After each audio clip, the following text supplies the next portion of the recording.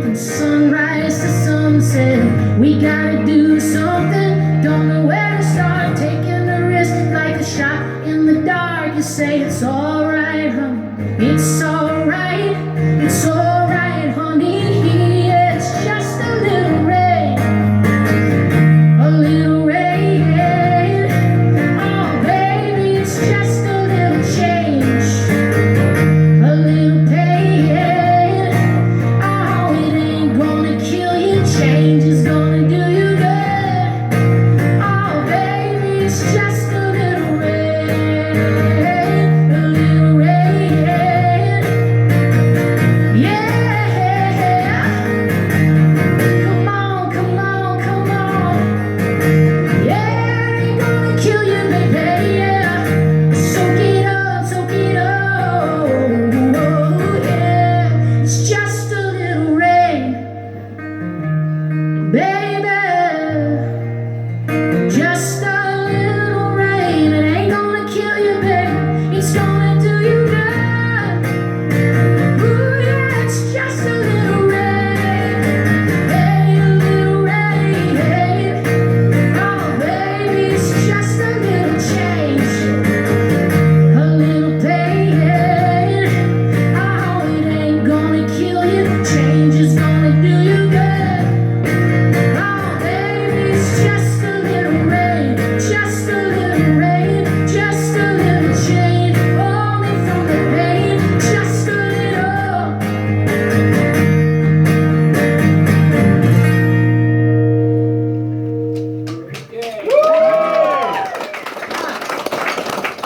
Thank you so much. How are you? Yeah, good, awesome. Well, I'm super excited because, well, I was super excited that I printed up some vinyls for this tour, and then I was super unexcited because I realized I couldn't fucking travel with them because I couldn't bring all that shit over here. But then I got excited again because I was like, oh, I'll just print up some CDs.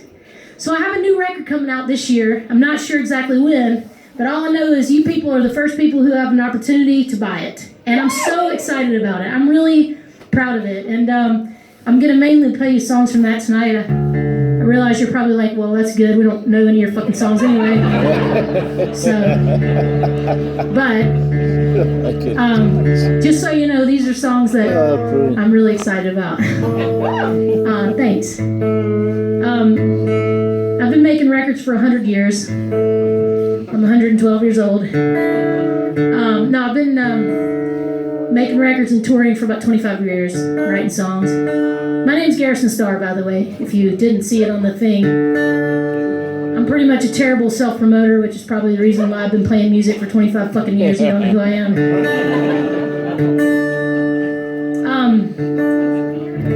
Anyway, I'm glad to be here with y'all. And Sean McConnell's one of my favorite people in the world. And Tennessee, motherfucker, go Titans! What are you doing? Are you a Tennessean? No, I'm sorry. That's okay. Hey, I live in California. I live in Los Angeles. I don't care. But I saw that Tennessee flag. I saw the Titans thing, man. I'm from the Memphis area. Yeah, that's awesome. Very close. That's so great. Very close this year. Yes, it was very close. It was Kansas City, though, wasn't it? Chiefs. We just played in Kansas City. Let me tell you, that place is weird. Definitely should have been the Titans. Anyway, I wasn't sure. Well, I have so many things I'd like to say, but I've got very limited time, and it probably doesn't really matter to you anyway because it's all new. And all I'm going to do is spew my baggage on you.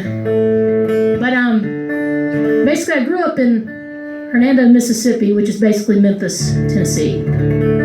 And I wasn't sure if I was going to make another record because I hate the music business. And so I started writing songs for other people because I thought, oh, whatever, I'll just, some young thing can go out there and make me some money. And then I started writing songs, all these young people had no fucking clue what they wanted to say. And I was like, well, get out of the way, let me say it. So then I picked out all these songs where I was like, man, these are songs I thought I wrote for some young artist who's not brave enough to sing them. So I'm going to take all these songs and I'm going to make my own record. And I guess all these songs are gifts for me because I always thought that I was writing songs for other people. And I realized that all these people I thought I was writing songs for gave me a great gift by writing songs for me, which is something I didn't expect. But this song is called Don't Believe in Me. And I grew up in fundamentalist Christianity, which I'm still trying to undo. The thing about fundamentalist Christianity, which is kind of just the thing that's going on in our country right now, my country, the United States of fuck Trump. The thing that's going on in our country right now is just, it's very judgmental, it's very divisive, and it's very white. And it's very much, if you don't fit in the box, then you don't belong. And that's what I was told. That's what I was believing for a long time. I've been gay for as long as I can remember, and that was always a problem. I was kicked out of the church because of it. And so I've had a huge chip on my shoulder for many, many years, and I've whittled it down to a smaller chip. But this song is about that, and it's called Don't Believe in Me.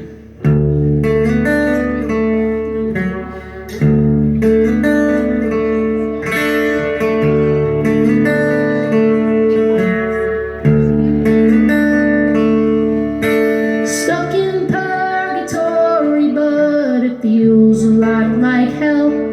Buried in my story, and it's getting hard to tell. Am I running from my dreams, my family, Jesus, or myself?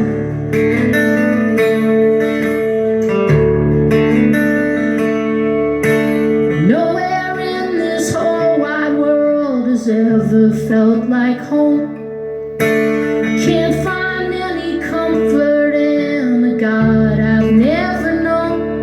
And the TV just reminds me that I'm still feeling so alone. So open up the sky and let me out. I wanna stare you in the face and ask you out. Am I supposed to wait a lifetime to finally be set free? How can I believe in something that don't believe in me?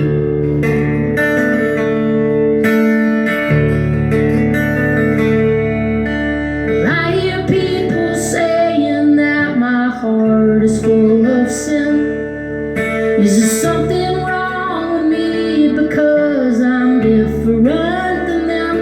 Oh, it's a heavy load to carry, the weight of someone else's shame.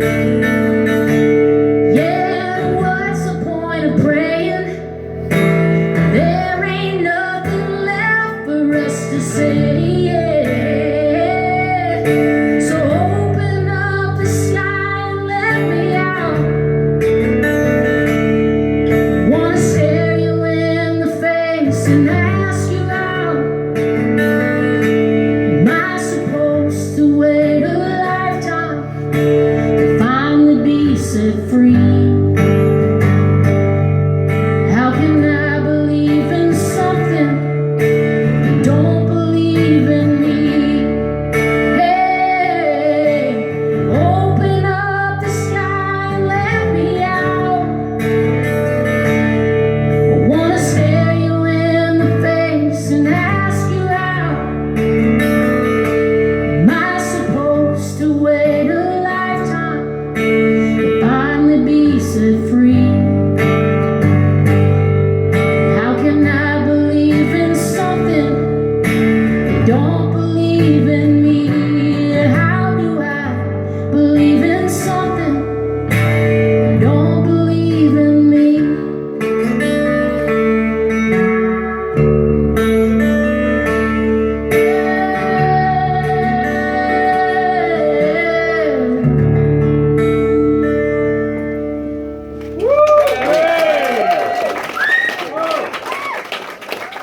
Thank y'all so much. I didn't want to play that song because I had to tune 3 strings down, and I got to tune them back up again. Man, thank y'all so much. Thanks for being here tonight. Like I said, it's been an honor to go out on the road with Sean. We just did 2 weeks in the United States, and it's always fun to get... Something's still not right, hold on. That's it.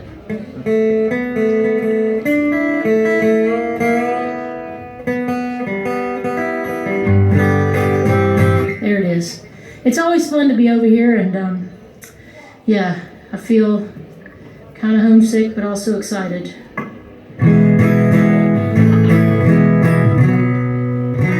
This song is called The Lucky One, which, as my friend would say, any day you're above the ground is a good day.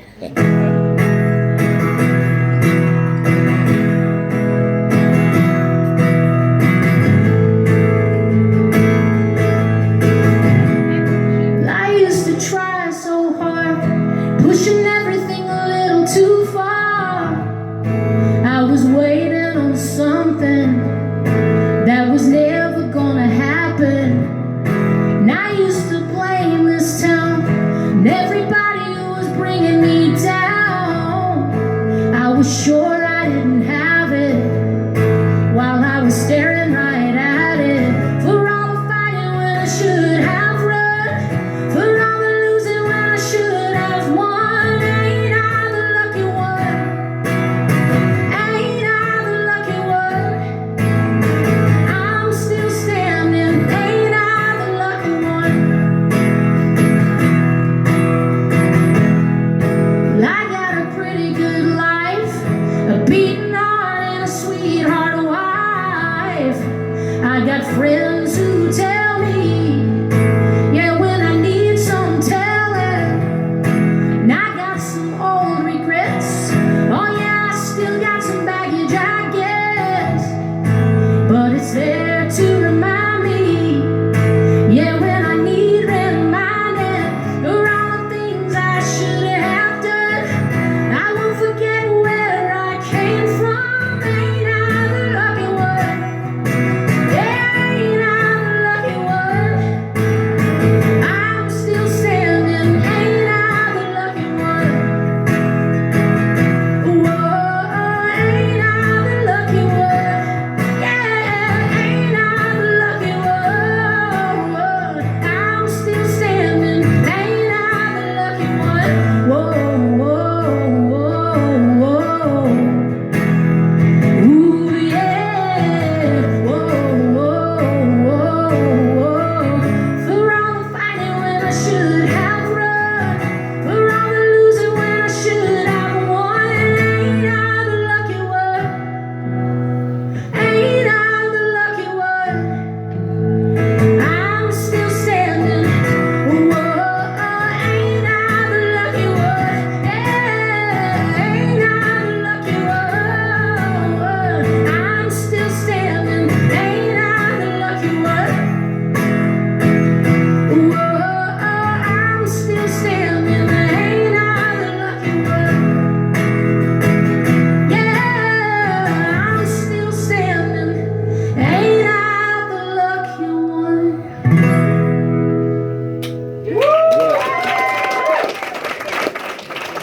Thank y'all so much. All right, I'm gonna slow down for a second. I felt like I was like, fuck, I gotta get up there, I gotta play. No, it's okay. I'm okay. I have such intense anxiety, y'all. It's like sometimes it's fully debilitating. And like, thank God, Sean will just look at me. He'll go, hey, you know what? You're gonna be okay.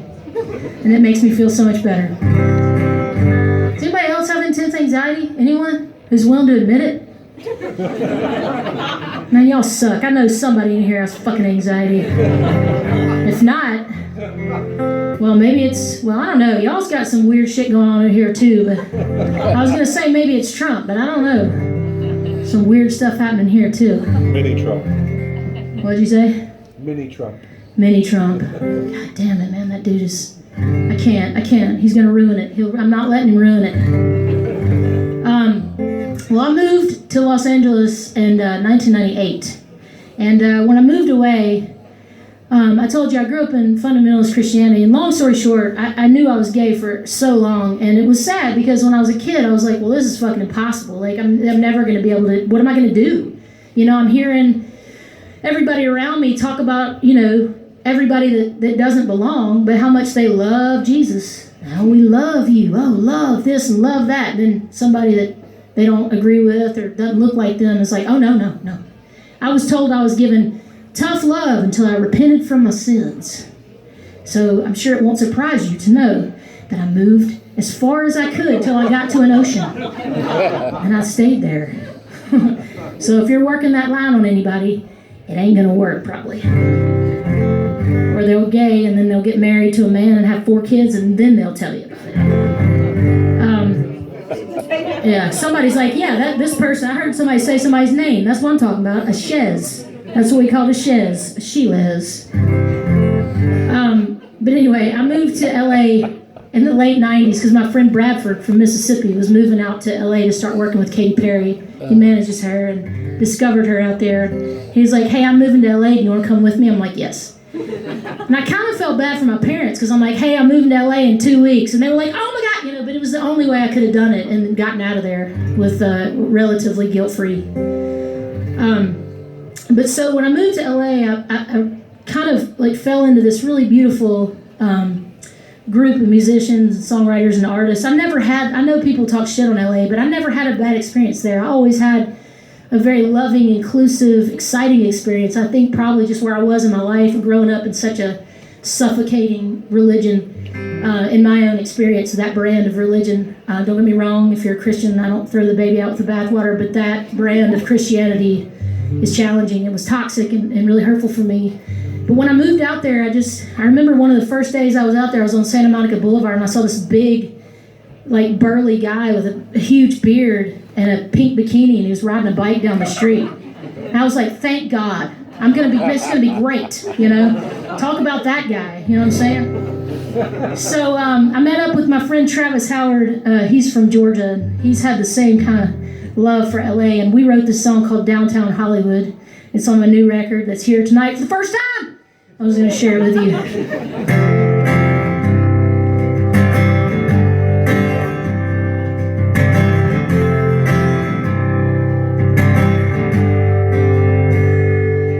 She was slender and free, her eyes were quiet and clean. She had a kind of say what you mean way of dealing with people.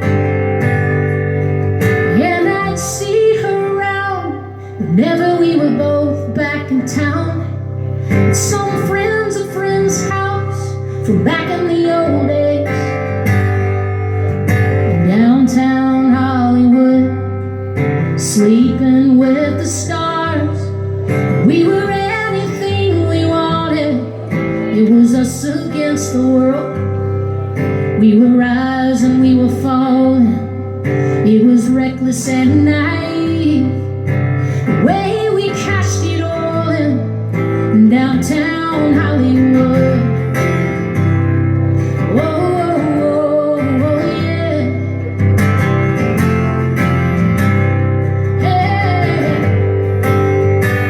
Well, it takes a little money and luck to keep a child from growing up, and just a little undeserved applause keep him from thinking he has to.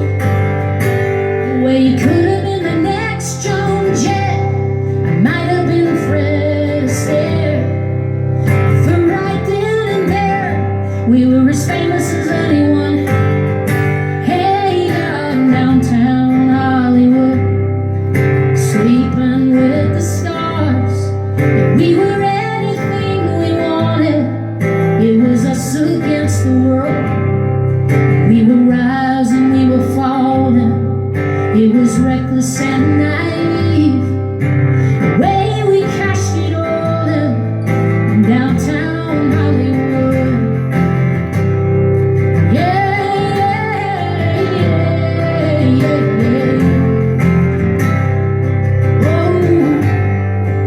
It's us against the world.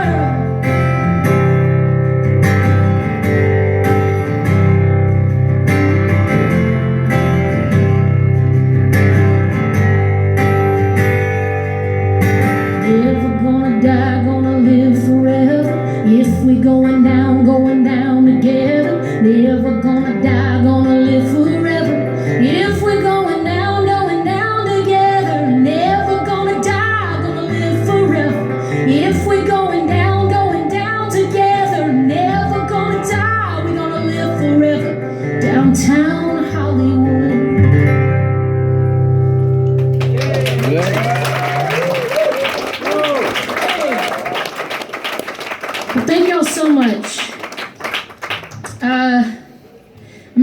more song for you. And but first, I want to give a big round of applause to Bob for running the sound tonight. Give him a hand. Sounds great up here, Bob. Now, I'm going to make myself vulnerable to you here. If I teach y'all the chorus of this song, will y'all sing with me? Yeah. That's enough people to make it a yes, I feel like. And those that aren't committed, I feel like you'll get on board. So this song is called The Train That's Bound for Glory. I wrote it for my granddad, who passed away about a year and a half ago, and then my grandmom after him under a year. They had been married for 75 years. That sounds fucked up to me, but also pretty awesome. And they were in love their entire relationship. And my grandmother was tough. I kind of couldn't stand her, but she wasn't very nice to me, but she really wasn't very nice to anybody. But she was really strong, and I got a lot of my strength and wisdom from her, so I can take the good with the not so good. But yeah, my granddad was a funny dude. He was not very deep, but he was cute, and he had a good sense of humor. And I remember when he was starting to decline, he started getting dementia about a year and a half before he died, which was the worst, you know. And my grandmother, when he was still alive, used to say, "And when Papa died, you're going to sing this at his funeral, The Train to Glory." I was like, well, man, we can wait till he passes, can't we? And he passed, and I sang it at his funeral, and she passed, and I sang it at hers. So, it's called The Train That's Bound for Glory, and here's the chorus, all right? And when I hear that whistle blowing, and when I hear that whistle blowing, no longer will I roam, no longer will I roam, the train that's bound for glory, when the train that's bound for glory is calling me back home. It's calling me back home. Don't worry, it's gonna be great. I'll help you.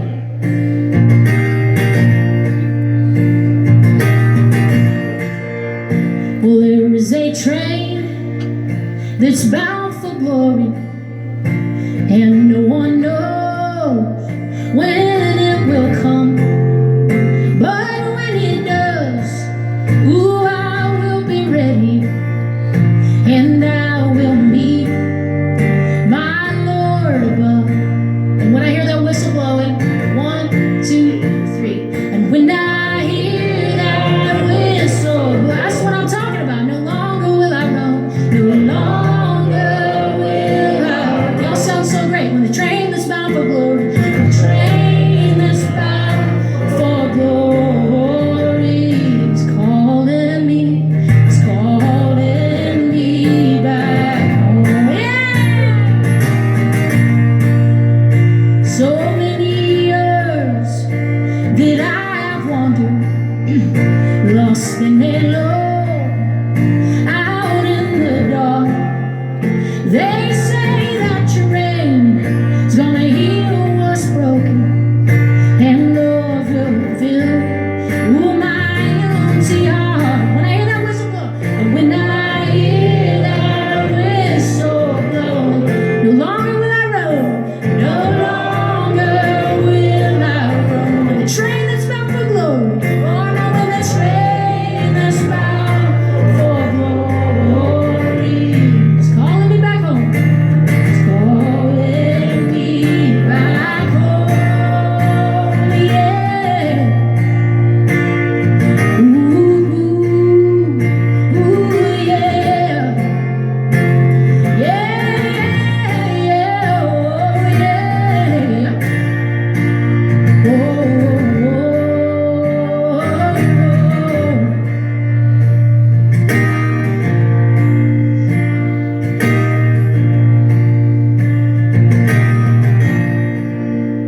well, I never learned to trust nobody, 'cause I was too afraid to be let down.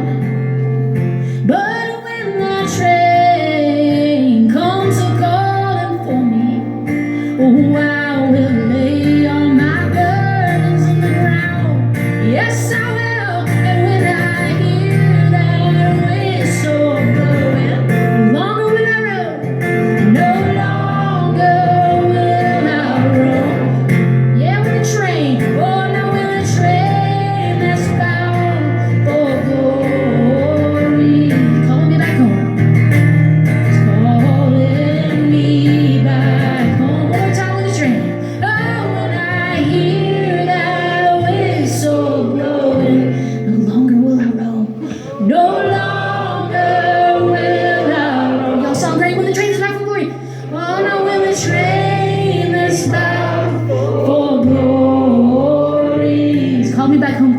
hands.